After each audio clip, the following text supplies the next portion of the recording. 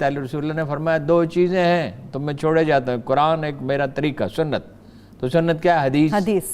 اور سیرت آپ پڑھتے ہیں آپ کو سمجھ میں آنے لگتی ہے. 40-50 حدیثیں پڑھنے کی ضرورت ہوتی ہے جو بیسک ہیں. جی نہیں ہارون رشید صاحب، صرف ڈرامے بازی کے لیے، برین واشنگ کے لیے 40-50 حدیثیں پڑھنے کی ضرورت نہیں ہے. اس طرح تو آپ بچوں کی برین واشنگ کرنے کے لیے انہیں اچھی اچھی حدیثیں چن کے پڑھا دیں گے، لیکن جو بے وقوفانہ اور احمقانہ حدیثیں ہیں ان کو کون پڑھائے گا؟ آپ نے تو یہ کام نہیں کرنا، آپ تو چن چن کے اچھی اچھی باتیں بتا دیتے ہیں. تو آپ کا کام میں کرتا ہوں، جو حدیثیں ایسی ہیں جن پہ آپ کو شرمندگی ہوتی ہے وہ آپ کے بچوں کو میں پڑھاؤں گا. تو دوستوں، میں نے سوچا کہ صحیح بخاری سے شروع کرتے ہیں، پہلی کتاب سے شروع کرتے ہیں جس کا نام ہی بک آف ریویلیشن یعنی وحی کی کتاب ہے. اور اسی طرح یہ بخاری کا سلسلہ، حدیثوں کا سلسلہ شروع کرتے ہیں.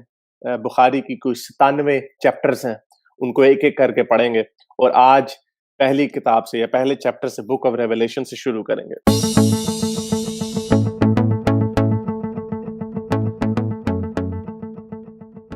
یہ پہلا چیپٹر ہے، یہ اتنا بڑا چیپٹر نہیں ہے. تو دوستو پہلے دیکھتے ہیں صحیح بخاری کی دوسری حدیث کہ وحی آتی کیسے ہے. تو ایک شخص حارث بن ہشام نامی نے حضرت محمد سے پوچھا کہ یا رسول اللہ، یہ آپ کو حدیث آتی کیسے ہے؟ آپ پہ حدیث کیسے نازل ہوتی ہے؟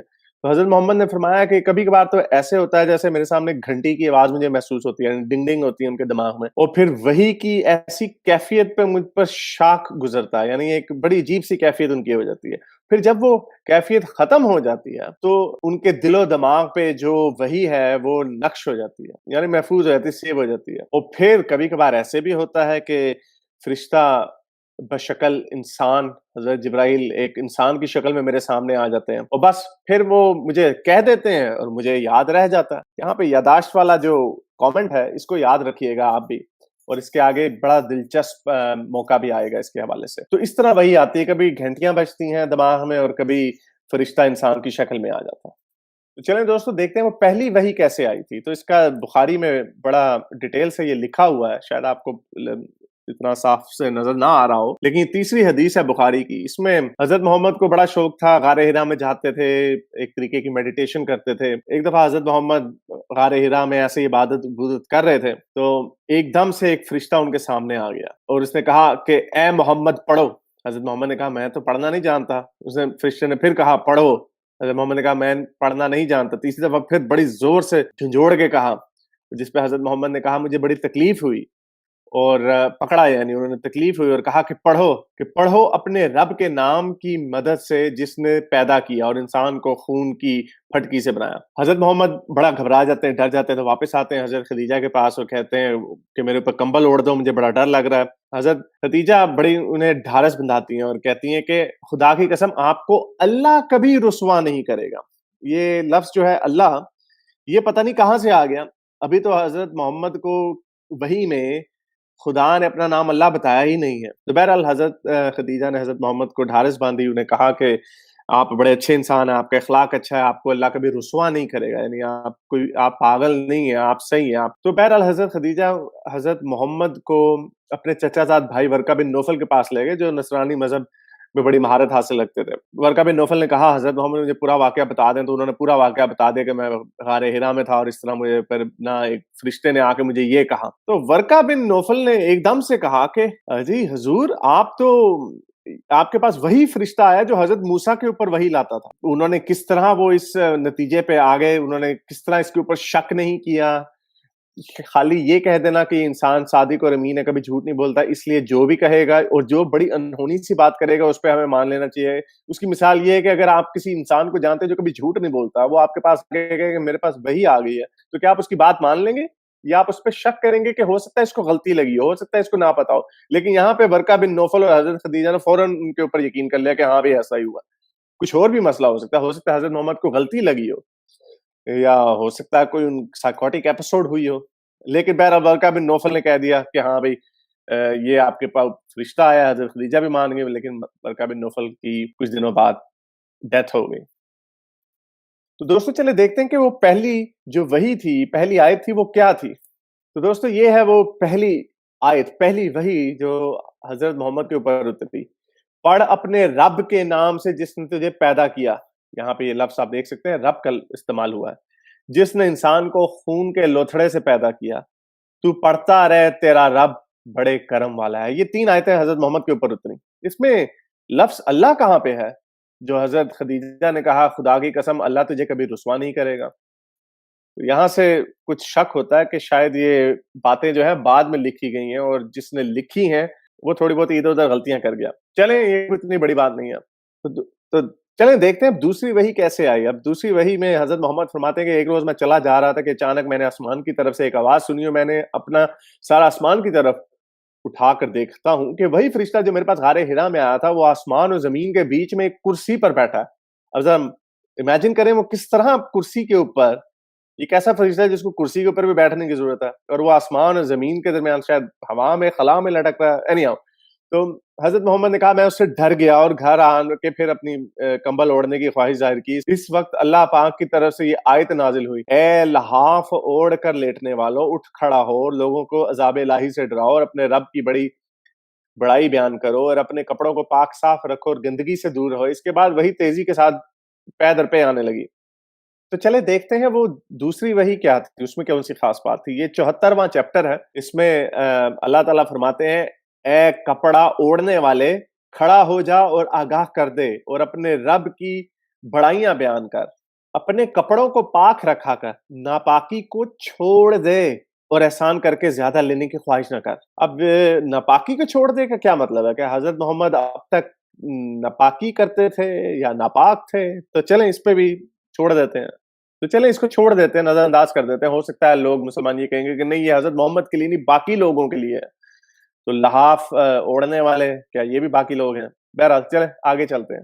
تو دوستو اس کتاب کی سب سے انٹرسٹنگ اور دلچسپ حدیث اب آتی ہے ہمارے سامنے. پہلے تو ہم نے پہلی وحی کا واقعہ سنا، پھر دوسری وحی کا واقعہ سنا، پھر اس سے سب سے پہلے ہم نے دیکھا کہ وحی آتی کس طرح. تو یہ 3 چیزیں ہم نے ڈسکس کی ہیں. اب چوتھی چیز جو سب سے امپورٹنٹ ہے، یہاں پہ قرآن کی غلطی ہمیں پتہ چلتی ہے صحیح بخاری کی پہلی ہی کتاب میں. تو یہ حدیث ہے صحیح بخاری کی انٹرنیشنل نمبرنگ کے مطابق 5ویں. تو اس حدیث میں یہ واقعہ لکھا ہے کہ جب نزول قرآن کے وقت حضرت محمد بڑی سختی محسوس کرتے تھے اور اس کی علامتوں میں سے ایک یہ تھی کہ یاد کرنے کے لیے آپ اپنے ہونٹوں کو ہلاتے تھے، یعنی رٹا مارنے کے لیے، یاد رکھنے کے لیے کہ اونچا یعنی اپنے ہونٹوں کو ہلاتے تھے تاکہ وہ بھول نہ جائے. تو ابن عباس جو ان کے کزن تھے وہ بھی اپنے ہونٹ اسی طرح ہلاتے تھے جس طرح حضرت محمد ہلاتے تھے. تو سعید کہتے ہیں میں بھی اپنے ہونٹ اسی طرح ہلاتا تھا جس طرح ابن عباس ہلاتے تھے. تو اس کے اوپر یہ آیت اتری کہ اے محمد قرآن کو جلد جلد یاد کرنے کے لیے اپنی زبان نہ ہلاؤ، اس کو جمع کر دینا اور پڑھا دینا ہمارا ذمہ ہے. یعنی حضرت محمد کی یاداشت کی ذمہ داری اللہ میاں اٹھا رہے ہیں کہ تمہیں یاد رکھنا ہماری ذمہ داری ہے. ابن عباس کہتے ہیں اس کا مطلب یہ ہے کہ آپ خاموشی سے جبرائیل کی بات سنتے رہیں، اس کے بعد مطلب سمجھا دینا ہمارا ذمہ ہے، یعنی اللہ کا ذمہ ہے. پھر یقیناً یہ ہماری ذمہ داری ہے کہ آپ اس کو پڑھو، یعنی اس کو محفوظ کر سکو. تو یہ اس حدیث سے ہمیں یہ چیز واضح ہو جاتی ہے کہ حضرت محمد کو اللہ میاں نے کہا ہے، یا حضرت محمد نے کہا ہے کہ مجھے اللہ میاں نے یہ کہا ہے کہ اپنے ہونٹوں کو مت ہلاؤ، رٹے مارنے کی کوشش نہ کرو. جو آیت اللہ میاں حضرت محمد پر اتار رہے ہیں وہ حضرت محمد کو یاد رکھنے کی ذمہ داری جو ہے وہ اللہ کی ہے. یعنی حضرت اللہ میاں نے جو چیز ذمہ داری لے لی ہے وہ حضرت محمد کو اس کی پرواہ کرنے کی کیا ضرورت ہے، وہ کیسے بھول سکتے ہیں. تو دوستو اس حدیث سے جیسے میں نے آپ کو بتایا یہ واضح ہو گیا کہ حضرت محمد کی یاداشت کی ذمہ داری خصوصاً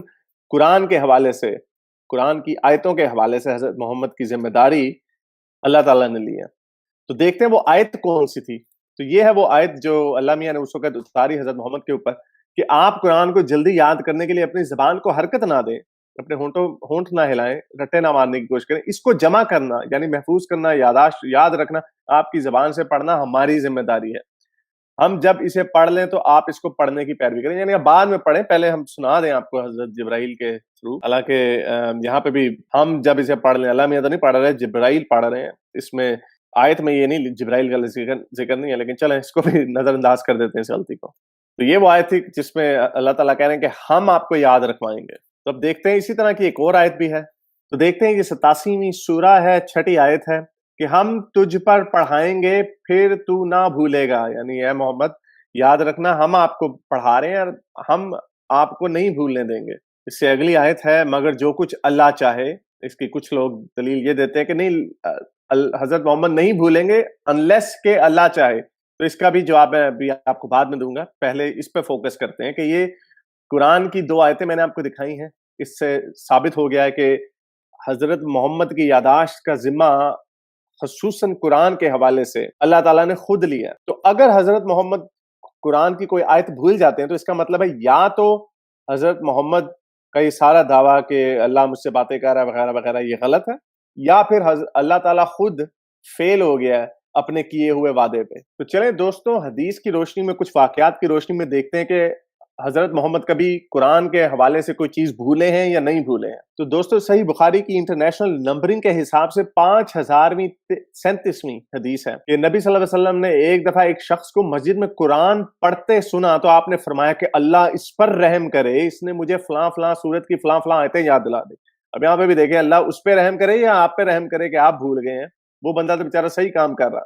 تو حضرت محمد یہاں پہ اعتراف کر رہے ہیں کہ وہ بھول گئے تھے یہ قرآن کی آیت. تو پھر وہی بات آ جاتی ہے کہ اللہ میاں فیل ہو گئے ہیں حضرت محمد کو یہ آیتیں یاد رکھوانے میں, یا حضرت محمد نے یہ باتیں, سارا جو کلیم ہے کہ اللہ مجھ سے باتیں کر رہا ہے وہ جھوٹ ہے. تو دوستو اسی طرح کا ایک اور واقعہ, یہ سنن نبی داؤد کی 1023ویں حدیث ہے. یہ انگریزی میں ہے, اس کا اردو میں نہیں ڈھونڈ سکا, لیکن میں آپ کو اس کا ترجمہ بتا دیتا ہوں کہ اس میں ہوا اس طرح کہ ایک دفعہ حضرت محمد نماز پڑھوا رہے تھے تو ایک بندہ ان کے پاس آیا اور اس نے کہا کہ آپ ایک رکعت پڑھانا بھول گئے ہیں. یہاں پہ بھی حضرت محمد نماز پڑھا رہے ہیں اور وہ ایک رکعت پڑھانا بھول گئے ہیں.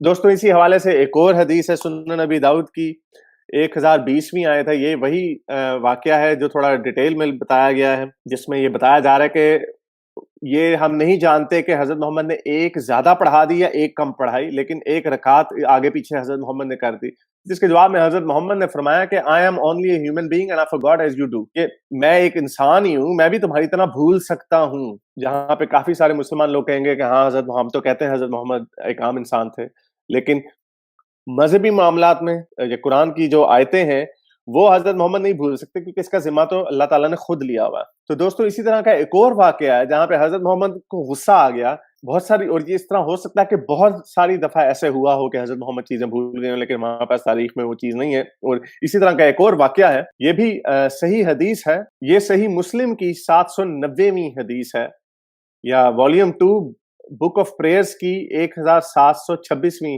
حدیث ہے. اس میں ابن مسعود بتاتے ہیں کہ حضرت محمد نے ایک دفعہ غصے میں آ کے کہا, لعنتی ہے وہ شخص جو یہ کہتا ہے کہ میں بھول گیا ہوں قرآن کی آیتیں, میں نہیں بھولا, مجھے اللہ نے بھلا دیا ہے, یعنی اللہ کی وجہ سے میں بھول گیا ہوں. تو یہاں پہ حضرت محمد نے جو سارا بلیم ہے اللہ تعالیٰ کے اوپر ڈال دیا. تو میرا خیال سے اس کی لوگ مسلمان یہ دلیل دیں گے, پہلی آیتوں کو بھلا دیں گے جو میں نے بھی آپ کے سامنے پہلے رکھی, اس طرح اس کے جواب میں یہ کہیں گے ہاں یہ تو وہی بات آ گئی 87ویں سورہ کی 6 آیت کے بعد جو 7ویں آیت ہے اس میں لکھا مگر جو کچھ اللہ چاہے, یعنی ہاں اللہ اگر چاہے حضرت محمد کو بات بھلانا تو بھلا سکتا ہے. تو یہ وہی گول مٹول سی بات آ گئی کہ جب بھول گئے ہیں, جب پکڑے گئے ہیں کہ بھول گئے ہیں, تب اللہ کے اوپر ڈال دو. قرآن میں بھی لکھا ہوا ہے کہ ہاں بھائی, یعنی یہ ایسے ہے کہ میں آپ کو کہوں کہ میں بڑا نیک انسان ہوں, لیکن اگر میں نے میں کوئی غلطی کر سکتا ہوں کیونکہ میرے اندر شیطان آ سکتا ہے, یعنی اپنے لیے چور دروازہ رکھا ہوا ہے کہ ویسے میں صحیح کہہ رہا ہوں, میں ہمیشہ صحیح کام کرتا ہوں, لیکن جب پکڑا جاؤں تو تب میں کوئی نہ کوئی بہانہ بنا دوں. تو دوستو اس حساب سے جو حدیث بتائی گئی ہے کہ حضرت محمد نہیں بھول سکتے, اس کی ذمہ داری اللہ تعالیٰ نے خود لی ہے, تو یہ غلط ہو گئی, کیونکہ ہم نے 3 واقعات کم سے کم ایسے دیکھے ہیں جہاں پہ حضرت محمد قرآن کی آیتیں بھول گئے, نماز بھول گئے, اور یا کچھ اور بھول گئے, جس پہ ایک دفعہ حضرت محمد غصے میں بھی آ گئے. تو آپ خود اپنا فیصلہ کیجئے کہ یا تو حضرت محمد نے یہ ساری کہانیاں خود سے من گھڑت کہانیاں بنائی, یا آپ کے اللہ میاں جس نے پوری کائنات بنائی وہ ناکام ہو گئے اپنا وعدہ پورا رکھنے میں. تو بہرحال دوستو یہ تھی صحیح بخاری کی پہلی کتاب, چھوٹی سی کتاب تھا, چھوٹا سا چیپٹر تھا. تو ہارون رشید صاحب نے جس طرح کہا کہ بچوں کو حدیثیں پڑھانا ضروری ہے, لیکن وہ اپنی برین واشنگ کے لیے اچھی حدیثیں پڑھانا چاہتے ہیں, لیکن یہ 97 جو کتابیں ہیں, یہ 97 چیپٹر ہے صحیح بخاری کے, ایک ایک کر کے آپ کے سامنے رکھتا رہوں گا. اس طرح آگے بہت ساری کامیڈی حدیثیں ہیں, بہت ساری بونگیاں ہیں ان حدیثوں کی کتابوں میں, تو وہ آپ کے سامنے رکھتا رہوں گا انشاء سائنس. اب تک کے لیے اتنا ہی, اگلی ویڈیو تک سائنس حافظ. میرے اس نیک کام کو جاری رکھنے کے لیے مجھے پیٹرین یا پے پال پر ضرور سپورٹ کیجیے تاکہ میں اپنا پیغام زیادہ سے زیادہ لوگوں تک پہنچا سکوں.